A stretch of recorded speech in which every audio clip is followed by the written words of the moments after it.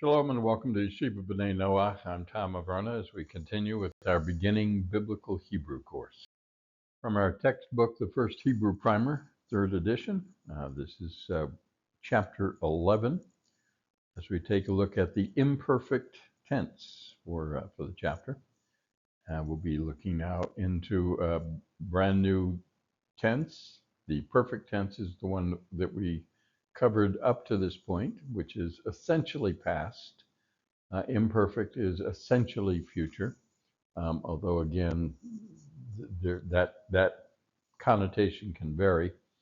But at any rate, we'll look at the imperfect tense in this chapter. Beginning first of all with the oral review from page 93. I will again, as always, read through the Hebrew, and you can listen first and then read after, or preferably I would prefer that you try it first on your own and then come back and start the video and listen and then try it again if you need to review it. So, but at any rate, let's go ahead and start now from the oral review in the Hebrew. Line 1, Ohel Sar Amad B'Sadeh Rachel Al Yad HaMidbar. Second line, Ohel Hasar Amad B'Sadeh Rachel Al Yad HaMidbar. Third line, and notice here that these vowels are ones that you don't encounter very much, but this is the Kamatz Katan, this is the O vowel, and this is also the O vowel. So it's O-ho-le, O-ho-le, which is, of course, Ohel, meaning tent. But this would be in the plural form of the word pair structure. Okay, so let's go ahead and read this line, line 3. Ohole, Sarim, Amadu, Bisadeh, Rachel, Al Yad, Hamidbar. Line 4. Ohole, Hasarim, Amadu, Bisadeh, Rachel, Al Yad, Hamidbar. Set number 2 of the oral review, again, page 93 in your textbook. First line, Ish Shalom Shamar Kol Nefesh Ba'ir. Line 2, Ish Hashalom Shamar Et Kol HaNefesh Ba'ir. Line 3, Anshe Shalom Shamru Kol Nefesh Ba'ir. And line 4, Anshe Hashalom Shamaru Et Kol HaNefashot B'Yerushalayim.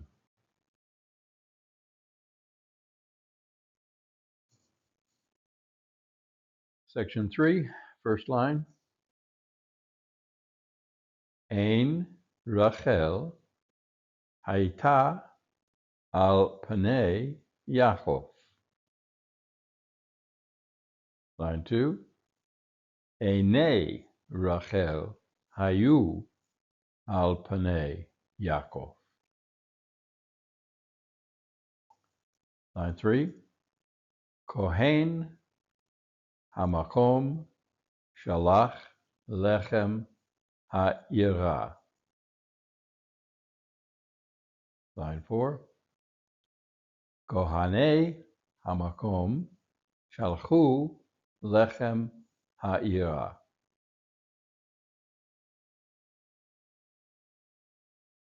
Segment 4, first line.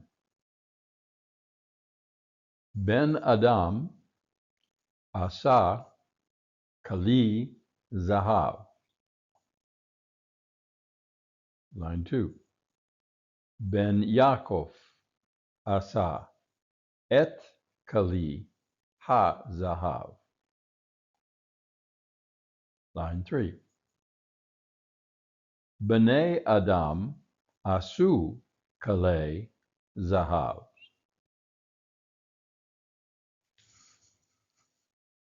Line 4. Bnei Yaakov asu et kale hazahav.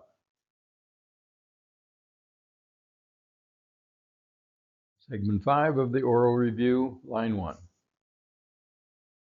Ko amar Eved melech asiti od lechem. Line 2.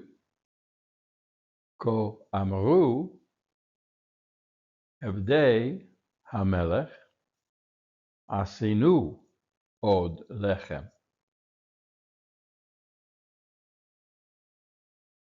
Line 3.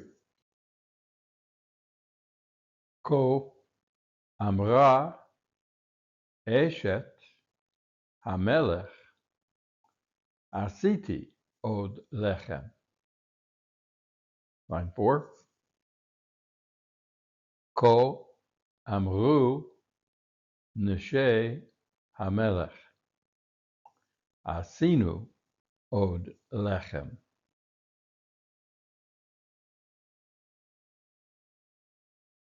Now we begin the review of chapter 11 on page 94. And first of all, we'll take a look at the new vocabulary words that we have. So I'll read them through, and then I would recommend you take the time to also read through them and make sure that you have the right pronunciation on each one. And of course, begin learning them. These are, for those of you, since it's been perhaps a little bit, I asked you to take a break after chapter 10. Remember that all of these are up on Quizlet, on Flashcards. You should have the link on the description page of each chapter to Quizlet. And also handouts for each of the chapters are available on the Google Docs page link that's also available to you. So remember, you have those resources that you can use, and I highly recommend that you do that. So let's take a look at the vocabulary now. Az, then. Im, if. Beit lechem. Beit lechem. No, actually, the pronunciation accents here, so let's go back and do that one again. Beit lechem, as we did the first time. But of course, this is one word, Bethlehem. Bethlehem. Dam, damim, and in the word pair form, dam and dame. Remember that the plural of im in the word pair form, first word, is always going to be the tsere yod, vowel ending.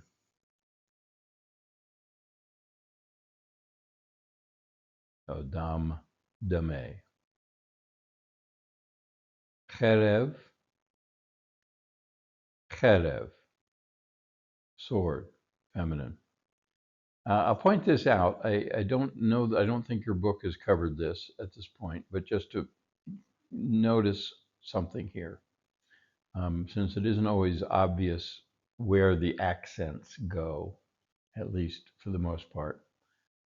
As we said before, the accent for each word is generally on the last syllable.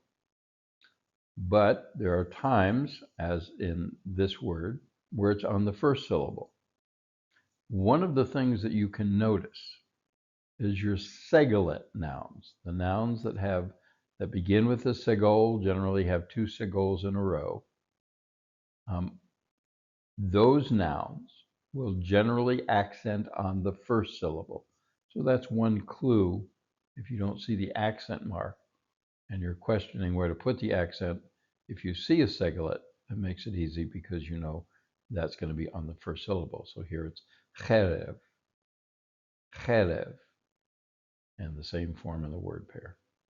And it means sword, and that is feminine.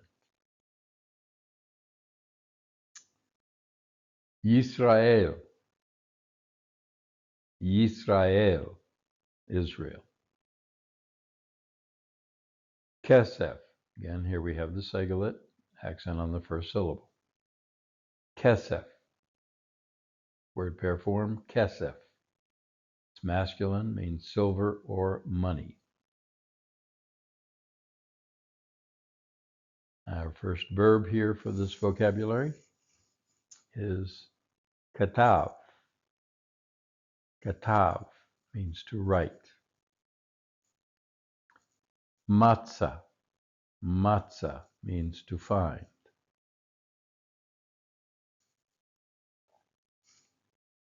Next word, and again, notice the same configuration we looked at with the word pair form of ohel or ohol.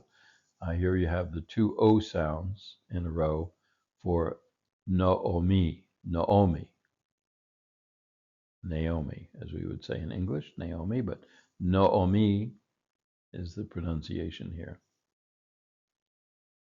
And then next word, olam, masculine, meaning eternity or universe.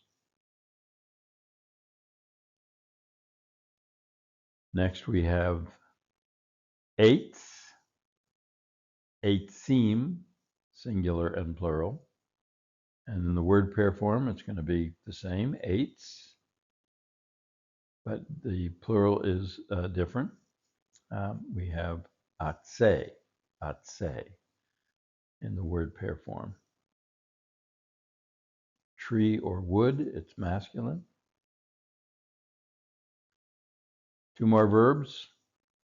Patach, which means to open, or kara, which is to call or proclaim. And again, the note here, just as that we've talked about already, Naomi is pronunciation. Sword is a collective noun, which means that there's no plural form. Cherev can refer to a sword or swords, in the sense of the collective nouns. That's the case, that you can use it in either the singular or the plural. And this note that most of you probably already know, but Yisrael is the name of a man or a people. B'nai Yisrael, the children of Israel, or Israel, of course, being Jacob's name, Yaakov. All right, and three idioms that you pick up here. Le'olam, remember we had olam in our vocabulary, meaning eternity or universe. Le'olam means forever, literally for eternity. Le'olam, for eternity, or forever. And then le'olam va'ad is forever and ever, forever and ever. And then ad olam, which is a rearrangement of the letters here, the words, but this simply means forever. So ad, until eternity or forever, ad olam. So just remember these as idioms. You're going to not translate this word separately. You're going to keep them together as you translate. So le'olam, forever, le'olam ba'ed, forever and ever, and ad olam is forever.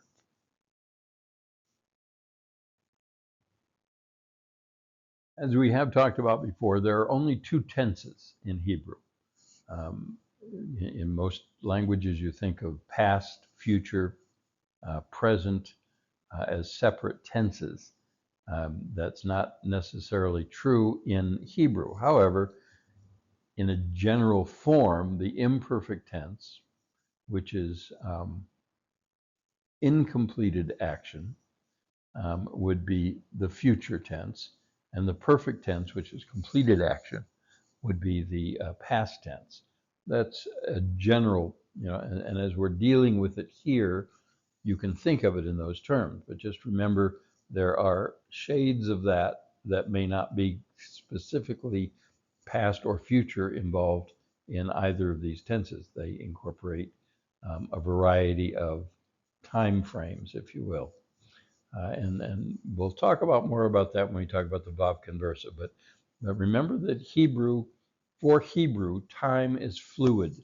The time frame is not as important as the action. Is the action done, or is it ongoing? Is it to be done in a future time? Is it done now and done later? I mean, there are different ways to think about how an action is completed or is in the process of being completed. So if you think about these verbs in terms of completed or incompleted action, that's the perfect and imperfect tenses, the point of that. So again, we've already learned the perfect tense, which is the past tense essentially. He guarded, he did guard, he had guarded. And now we begin looking at the imperfect tense, which is action that is not completed. And they can include, the imperfect tense can be translated in any of these forms. He will guard, he usually guards, he might guard, may he guard, and he should, or rather he would guard. So that's various ways you could translate, for instance, hu yishmor. Could be translated in any of those 5 ways, but as it says here, keep it simple. Generally just translate it into past tense or future tense. He did guard, or in the imperfect tense, he will guard. Okay? He will guard, or the idea of the future. So that's the main point here. Again, on page 94 of your textbook. Now, I've rearranged this. This is actually from page 96 because I want to deal with the next section together and kind of end with that. But your book talks about how to negate the imperfect tense. It's essentially the same thing as with the perfect tense. You use the word lo prior to the verb, in front of the verb, and that negates the action of the verb. So David malach b'Mitzrayim, David ruled in Egypt, or David lo malach b'Mitzrayim, David did not rule in Egypt. Okay, or in the future, it would be David yimloch b'Mitzrayim, David will rule in Egypt, or David lo yimloch b'Mitzrayim, David will not rule in Egypt. Again, exactly the same way, other than you're dealing with a different tense. Exactly the same way as you did it in the perfect tense, you do the same thing with the imperfect tense. So this is the heart of it. And I want to spend a little bit of time here with this. This is again from page 95. You have the conjugation of the imperfect tense given to you here. So this is going to be a new conjugation. It's different than what you learned in the perfect tense, where you had the endings indicate whether it was what the pronoun was. So T was I in the perfect tense, and then you had ta, and then you had t, and then you had the root form by itself, and then you had the root form plus a, and then here you had nu, the ending, And here you had tem and ten and u. So all of those were suffixes only. So the imperfect tense pattern is primarily prefixes. And if you think about it, and as your book will talk about, if you think about this in terms of future tense now the signal letter is at the beginning of the word, indicating that it's something that is to come, something that has a future, a beginning to it, an advanced beginning. Whereas past tense, it's in the past, it's at the end of the word. So that it makes sense. It's a nice pattern that Hebrew has, and so if you think about it in that terms, it makes it a little simpler to understand why there's a difference here in the patterns. So the patterns include both prefixes and suffixes in the imperfect tense, whereas the perfect tense is only suffixes. Okay? But your primary focus, even though you have both prefixes and suffixes, your primary focus in looking at the pattern is going to be to look at the prefix. What does it say at the beginning? What does that tell you? Okay, so skip this part for a minute and go over here. The imperfect tense pattern. This is the pattern. Now the voweling will change or can change, and we'll talk about that in more detail. But if you think of this pattern, it'll get you through most of understanding the imperfect tense. So the aleph at the beginning of the word means I. Aleph is the beginning, it's the first, it's the I. As a general rule, and we'll see the exceptions here in a minute, as a general rule, if you see the prefix tav at the beginning of your verb, it's going to be some form of you. The prefix yad at the beginning of a word is going to be he, or the masculine. And the prefix nun at the beginning of a word is going to be the plural form of we. Just as nu at the ending of the perfect verb meant we, the nun at the beginning means we in the imperfect form. So there are ways that you can connect the two patterns. Now, that's the prefix. Basically, all of the singular forms have the prefix only, basically. So the aleph is I will, the tav is you will, the yud is he will, and the nun is we will. So if you memorize those in that way, that gives you both the pronoun and the tense as you see it. I will, you will, he will, we will. All right, so that's when it's just the prefix. That's all you see is the prefix followed by the root of the word. Now, what do the suffixes do?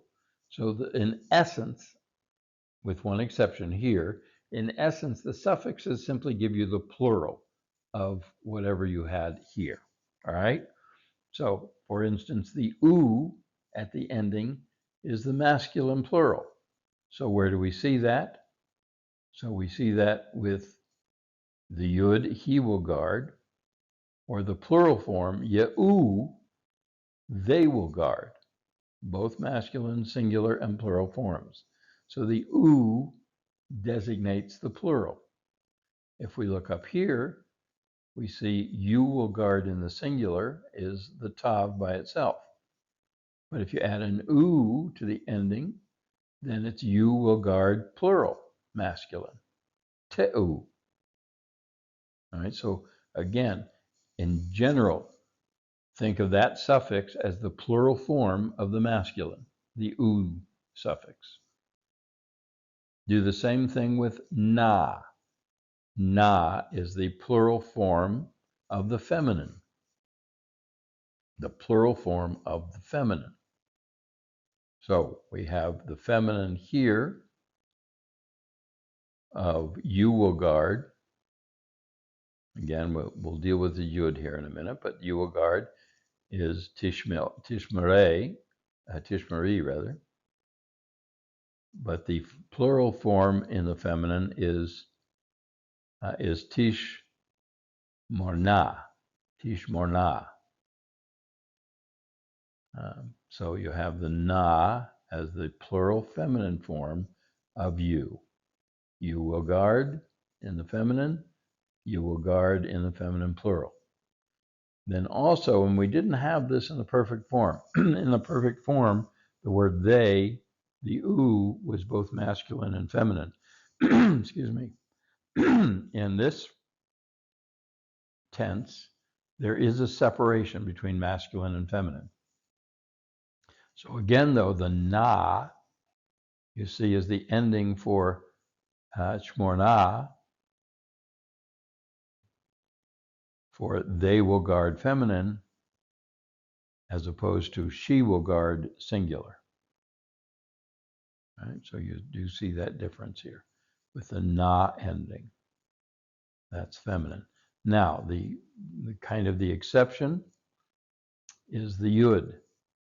And the yud in this case, if you see it here, and you're only going to see that once in this tense, represents the singular feminine. So don't get too confused with the fact that yud at the beginning is masculine.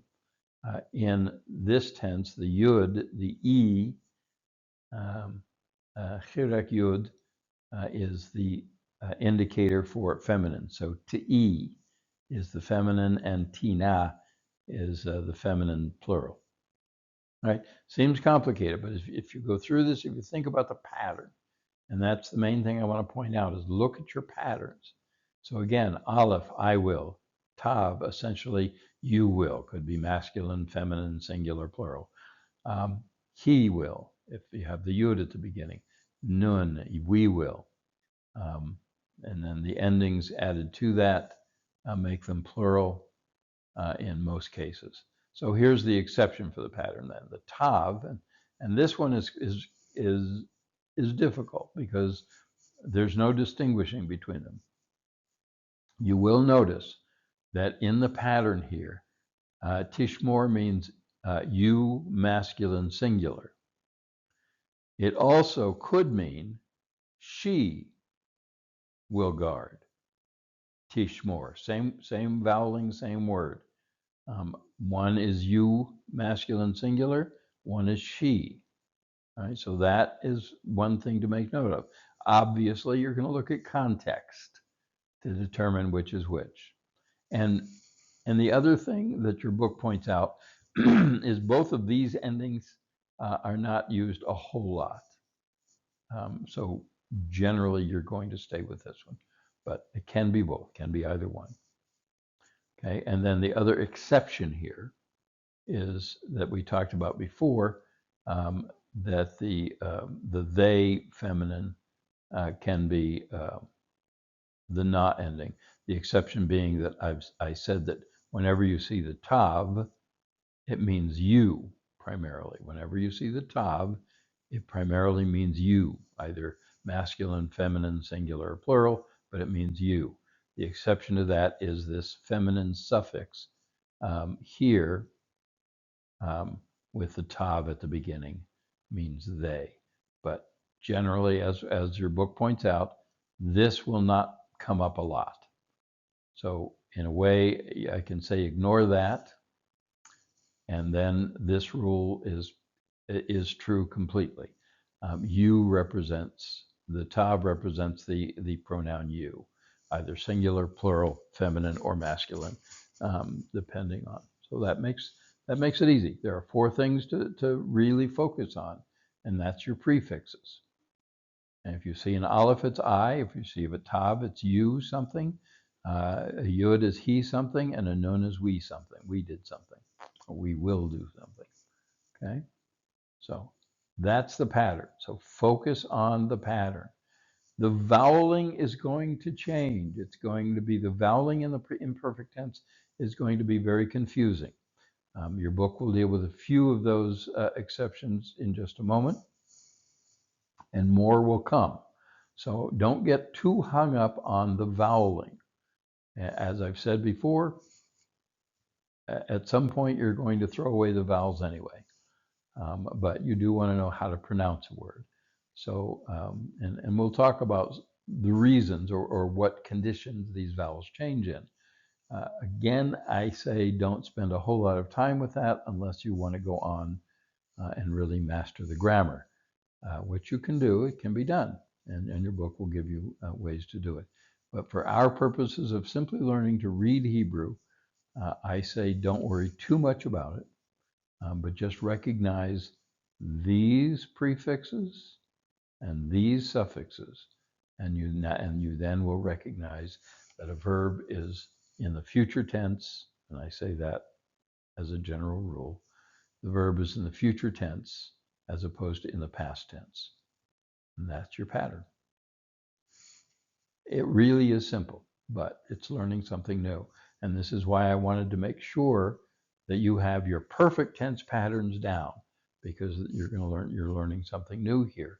But once you get this and the perfect tense patterns established in your mind, you will essentially at least be able to read any portion of Hebrew and determine whether the vowel or verb rather is future or past, and what pronoun is being used in reference to that particular verb.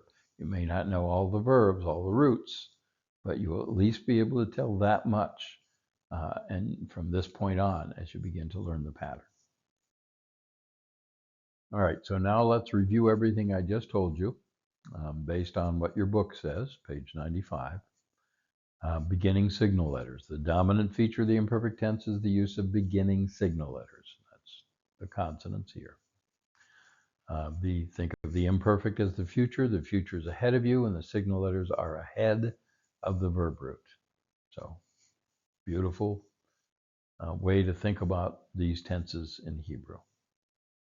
So we will, if you just begin to, whenever you see the nun, just say we will, and then whatever the verb is. So we will guard, nishmor rather. So remember that the dominant feature of the perfect tense is the ending signal letters.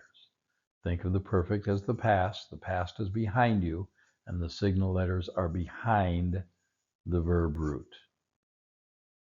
Again, we have the root shamar, to guard, and the suffix nu means we. So we guarded, shamar nu, we guarded. Another thing, and we'll talk about this again. I do want to mention it now that I'm thinking about it, but we'll talk about this again when we get to it. I mentioned the voweling differences. There are going to be cases where, because the first letter of a verb is one of the prefix letters, either the yud or the nun, or the aleph, at any rate, when those first letters of a verb are the same as the prefix letters of the imperfect, it might be a little confusing because you're not going to know whether you're reading the perfect form or the imperfect form, because it's going to be spelled the same in some of the roots. One real clear way to determine whether it's perfect or imperfect, if you're not sure, is to look at the voweling here. This voweling I would recommend that you pay very close attention to. In the perfect tense, you will almost always see the kamats as the first vowel of the letter, of the word. Okay? If you don't see that kamats there, then chances are it's not the perfect tense. Chances are you're looking at the imperfect, the future tense. So that vowel here, the kamats, is very important to remember in terms of the voweling. Okay, so that is an exception to what I said about don't worry about the voweling.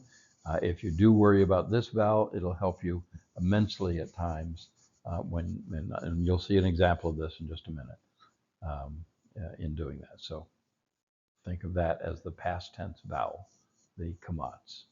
Because generally speaking, and probably never, I can't think of examples offhand, you won't see the kamats in the imperfect tense under the first letter. Okay, so again, we pointed out before, tishmor can mean you will guard or she will guard. So that note you already had. And as we pointed out before, the ending signal letters in the imperfect tense, the u indicates plural. The na indicates feminine. The u is masculine plural, and the na is feminine plural. So those endings are primarily used for the plural form. Again, with one exception, but primarily those endings would be used for the plural form. So if you see the u at the end of an imperfect verb, it just means that you've got the plural of whatever the first signal letter is. So their example here, tishmor, you will guard. Remember the tav in front, so that's you will guard. But then if we want to say you plural, this is you masculine singular. We want to say you plural, it would be tishmeru, tishmeru. So t is you, but then you look at the end, you see that u there, so now you know it's you plural. Y'all will guard. Okay, same thing with yishmor. He, the yud is the he. So if you have many he's, it becomes they. And that's what the u at the end shows you. Yishmaru, they will guard. Same thing with the na. The na at the end of a word indicates feminine plural. So you or they will guard is tish mor na. Tish mo mor na. Okay, and as they point out, this form is rarely used in the Bible. It will be indicated here on charts, but not in the exercises, so you won't have to deal with it. And you may see it, though, occasionally in the book of Ruth coming up. Okay. Notice that the ending E of the feminine form distinguishes it from the masculine form tishmor and tishmari. That's the feminine. The yud here at the ending indicates feminine. Just a review of all the things we've talked about. Now, what you're learning here, and we talked about this on page 96, we talked about this before. So there are differences in the voweling, many more differences in the imperfect than there was in the perfect. So that can be confusing to you. The book will point out, in reference to the verbs that you have so far, what those differences will be. So note them, pay attention to them, but don't stress too much about them. If you notice that this yud means he will do something, doesn't matter what the vowel is underneath it. Still means he will do something. Doesn't matter what the next vowels are. He will do something. So you recognize the root is shamar as guard. So now you know that this word means he will guard, regardless of what these vowels are. He will guard. Okay. Then you have the root shalach, which is to send. He will send, period. However, the voweling is a little different. This has the E, the chirek, the shavah, and the cholam. E-O, E-O. This is E-A, and this is E-A with the kamats. E-A, if you will, E-A and E-A. So the difference is the vowel that's used under the middle letter, under the second letter of the root. The kamats, or the pataka is used here, kamats is used here, and the cholam is used here. That's the basic difference in the voweling. Everything else is the same. Is the same. Notice it's yeesh, yeesh, yeek. Always begins that way. So you have the chirek and the shava as the first two vowels. That's going to stay the same in all of these forms, right? But you have three different forms that voweling can appear, and the book will show you a chart completely. So you have three different forms. Those are groups that are. I think the book will identify these three groups later, but there are different groupings, and it's because of where the position of the letters are. So where the gutturals appear essentially, and what guttural you have. It's the gutturals that always throw things off.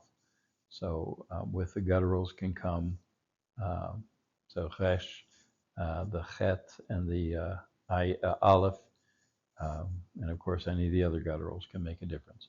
So what the book is telling you, 96, is of the verbs you know so far, you have three different patterns.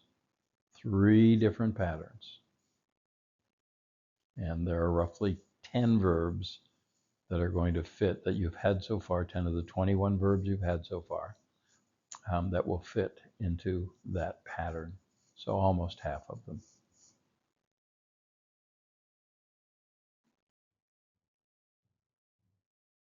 So here is the chart on page 97. Both the singular and the next chart will come up in the next slide here will be the plural forms for these three patterns, Shamar, Shalach, and Kara. Again, you'll notice the voweling changes. You have the eh and the e as the primary first vowels, but then the next ones, the o, the ah, and the ah kamats, the long ah is in the third pattern. And that will essentially be the same in every single word then following it. So here we have the e, o, e, ah, e, ah. We have the e, e, e, so that you don't see a lot of changes there across. And then we have the same pattern here. We have the e, o, e, ah, e, ah. All right, so note the pattern, don't stress over it, but there's where it is. And again, the verb spelling charts, pages 370 to 372, you can look up all of the verbs. Also, I will have, I don't know that I'll have it until chapter 12, but I will have a specific verb chart that will have all 21 verbs that we've learned so far in the imperfect tenses. So that, and the only reason that I care about whether you know that or not is in doing the exercises, you oftentimes do have to write out one verb or another in whatever pronoun pattern. So I'll give you those that you can look up in a fairly easy way, or you can find them all in the back of your book as well. But I will specifically call out the 21 verbs that we've had so far. So it makes it a little easier for you to look them up if you need to see the vowel pattern. All right. But as far as you're doing the work in the book, and as far as what I would care about, if you get the voweling wrong, it's not that big of a deal, but it is important to know the pronunciation. So you really do need to know the voweling, whether you recognize it or not, putting it together.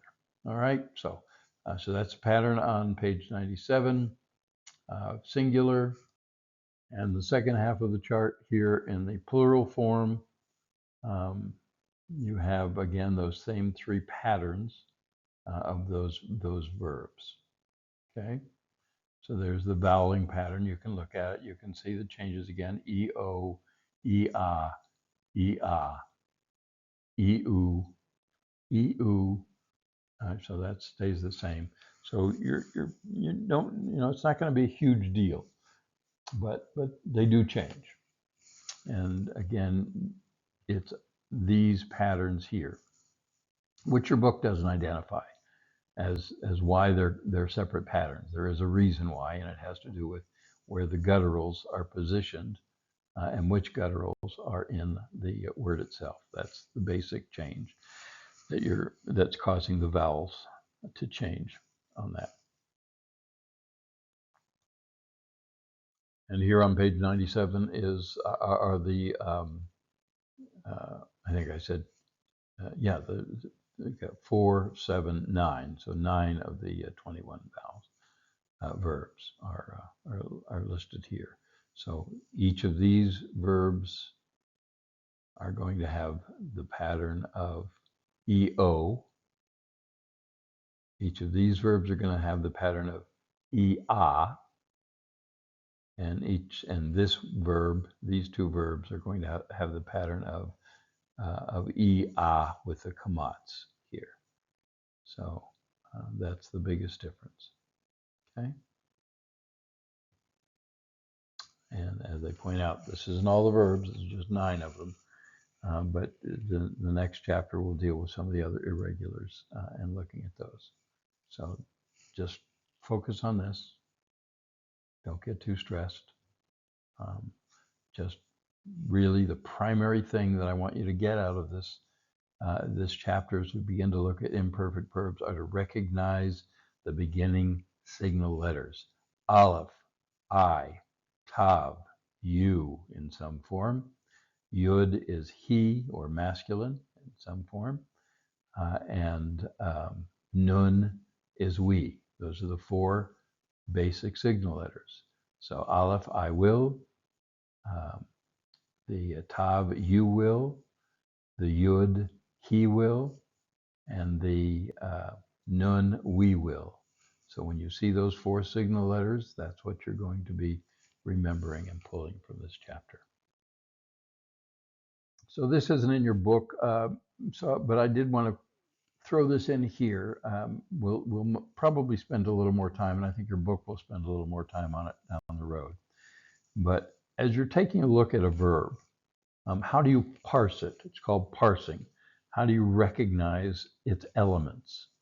All right. So the first thing, what we're distinguishing here is the first element that you should notice in a verb is, does it have a prefix or does it only have a suffix added to the root? So the first thing you want to do is to have your roots memorized and solid so that you know that shin mem resh means guard, shamar, to guard. Aleph chaf lamed is to eat. So you need to have your roots solid. And roots are generally speaking 3 letters. In the imperfect tense, sometimes you'll only see 2 letters. Sometimes you may only see 1. Don't get too hung up on that, but essentially you need to be able to recognize the root of the verb. And when you get exceptions, those are the ones you have to focus on. And if you focus on the exceptions, it'll be a lot easier than trying to think about every single verb. You don't have to worry about them. If the verb has 3 root letters and those 3 root letters appear, then good. You don't have to deal with that. You just have to remember the root. And then when we get to exceptions, you remember the exceptions, okay? And generally the exceptions in the imperfect are because, as we talked about, one of the first letters, so for instance here, the first letter is an aleph. So what happens when this is in the perfect tense here because you have the suffix, what happens when that aleph is in the first person imperfect tense? Remember that I will starts with an aleph, where you're not going to have 2 alephs in a row. So what happens is that aleph drops off. So you in the first person imperfect, it would be chol. Okay, same 3 letters, but that voweling is different here. So that tells you that that's in the imperfect tense. But generally speaking, you're looking for your roots, your three-letter roots, and then you're determining if the suffix, if the signal letters are at the end, the suffix, or if the signal letter is at the beginning, the prefix. So that tells you future tense, past tense, plus the root. So when you're translating a verb, think about, if you're writing it out, you can write it out this way with actually dividing it up, or just in your mind do the same thing. But the three root letters of the verb, you want to quickly and easily be able to recognize those. Then the next thing you do is look at all the other letters that are added to the root. And that gives you a lot more information. All right, so they say an easy way to do this is draw a line. If you want to, fine, or do this in your mind as you're putting it together. So once you've identified the three root letters, look at what tense it's in. Are the letters added at the end? In the middle, we haven't talked about that yet, but that's another place that we'll be looking before too long, or at the front of the root. If it's at the end, it's past. If it's at the front, it's future tense, or perfect and imperfect. Then, once you've determined the tense, okay, so you know that this is we will something, or this is you, masculine plural, did something. Then the next thing you want to do is to find the person, and really you almost do those two things together. The tense and the person are going to be connected to the same letters. So this is really one step. And then the next thing we haven't talked at all about, I think your book gets into it later, and it's not that big of a deal. But the group is simply, where is the guttural? Where does the guttural appear that's going to cause the problems with the voweling? So you can determine that by looking at where the guttural appears, and if you know those groups, but don't deal with that too much. And then this also we haven't yet dealt with yet is the form of the verb. But essentially, isolate the root, determine whether it's future tense or past tense, what the pronoun is. Once you've done that, then you can look at the words around the verb. Remember, the verb can come first or can come before the subject or after the subject. But then look at the words around that. Is there another word that matches the prefix in person and number and gender? If there's nothing else that matches it, then you know that the subject is actually right here included in the verb. So the subject is we will guard. But if it was Nishmar Avadim, guards will guard, slaves will guard. Slaves will guard. So because you have another word that matches the we will here, then that word is most likely the subject as opposed to just the pronoun. All right. Seems complicated, but if you think about it, it really isn't. It's just that's what you're looking at when you begin to translate a sentence and figuring out what the verb is and all the information that that verb can tell you. All right. So hopefully this wasn't too confusing. Go back and listen to it a few times, or just review also up on Google Docs. You'll have the review sheet for this chapter. Go over that. It will cover all of the same things, and just be familiar with it as we go on then and work on the exercises that'll be coming up for the next class. So this has been a slightly longer review, but again, we're dealing with something brand new here in the imperfect tense. Once we get the imperfect tense, we've already done the perfect, then essentially they are the only two tenses. There are aspects of each of these tenses that we'll take a look at down the road. But with the knowledge of the signal letters for each of these tenses, you can now pretty much go through any part of Torah, look for the verbs, and recognize the elements that we've already talked about. So you might practice that, see how you do. Again, there are some things we haven't talked about yet that will come up, but generally speaking, that's what you're going to find when you look in Torah or any Hebrew writing in terms of the verbs themselves. All right, so that's chapter 11, a review. Thanks for joining me. We'll take a look also next time at the exercises for chapter 11 and also do in probably the third class of chapter 11, we'll deal with the tall tales and the book of Ruth and looking at those to finish out the chapter. So again, thanks for joining me for chapter 11 of the First Hebrew Primer, third edition on Yeshiva B'nai Noach. I'm Tom Averna. Shalom.